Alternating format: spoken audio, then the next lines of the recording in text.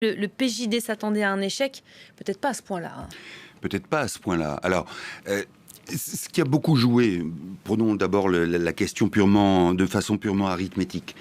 Le mode de calcul qui rapporte maintenant le quotient, si vous voulez, en fonction des voix obtenues, des suffrages obtenus, non pas par rapport au nombre de votants, mais par rapport au nombre d'inscrits, était un calcul assez limpide de la part du palais royal, qui consiste à morceler le paysage politique marocain et faire en sorte qu'il n'y ait pas non pas d'hégémonie, mais une bonne partie de l'électorat qui se porte vers le parti islamiste, vers le PJD, comme ça a été le cas en 2011 et en 2016. Donc il y avait là une manœuvre, on va dire, de manière très, très concrète.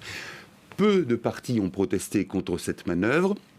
Sauf le PJD, bien sûr, qui sentait le boulet passer. Alors, une fois qu'on a dit ça, évidemment que le score est quand même impressionnant. Vous l'avez dit, on passe, au fond, le PJD divise par 10%, par 10 son score, et donc son 125 nombre... à 12, ça fait quand même Voilà, ça fait une sacrée beaucoup. baisse. Alors, là, vous avez, si vous voulez, à la fois toute la question de la représentation et du jeu que jouent les islamistes au Maroc. Est-ce que c'est, au fond, un peu le syndrome Enarda en Tunisie? C'est-à-dire, on accepte de participer au pouvoir, mais de ne pas se mouiller trop au cas où les choses tourneraient mal.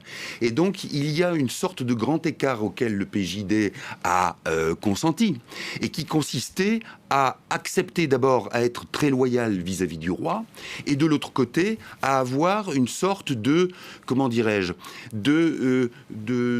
d'ascendant sur la population qui croyait en la valeur de l'islam politique. Le problème, c'est que quand le PJD est arrivé au pouvoir en 2011, c'était un parti qui allait dans la lignée de ce qu'avait été le mouvement du 20 février, c'est-à-dire une sorte de printemps arabe marocain.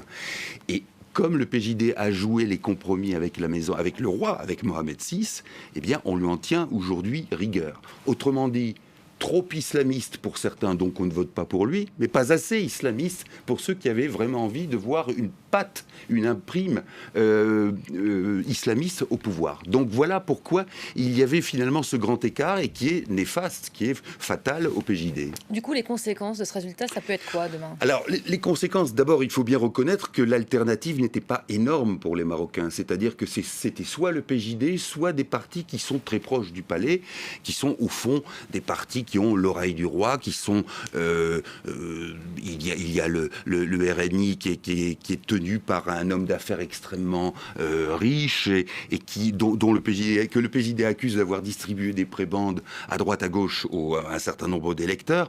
Ce à quoi on peut s'attendre, c'est, compte tenu du morcellement, c'est que le choix de Mohamed VI se porte enfin, pour lui, vers quelqu'un qui ne sera pas du parti islamiste. Donc ça, c'est capital. Ce qu'il faut bien voir aussi, c'est que le Maroc, qui est en délicatesse par rapport à l'affaire Pegasus, par rapport aussi à l'affaire des immigrants, vous savez, quand le Maroc ouvre les vannes pour embêter ou charger l'Europe avec des immigrés, ça peut aussi donner un certain nombre de conflits. Et pour cela, le Maroc, finalement, dit, vous voyez, grâce à Mohamed VI, nous contrôlons l'islamisme politique, nous le réduisons à sa portion la plus congrue, s'il le faut, en échange de quoi, eh bien, nous pouvons avoir un certain nombre d'exigences sur le plan de l'immigration. Nous avons des exigences et une volonté à faire valoir en ce qui concerne le Sahara occidental. Vous voyez, ça passe, c'est-à-dire on maîtrise l'islamisme, on le morcelle, et en attendant, et en échange, on peut se permettre un certain nombre pas d'extravagance, mais de privauté. Et ça, c'est important pour le roi. Pour le reste, soyons clairs, les décisions centrales importantes stratégiques sont prises par le palais et par le roi. Et c'est bien la preuve, c'est ce qui est arrivé au PJD. Ils ont essayé de gouverner. Ils se sont retrouvés finalement à occuper des strapontins idéologiques.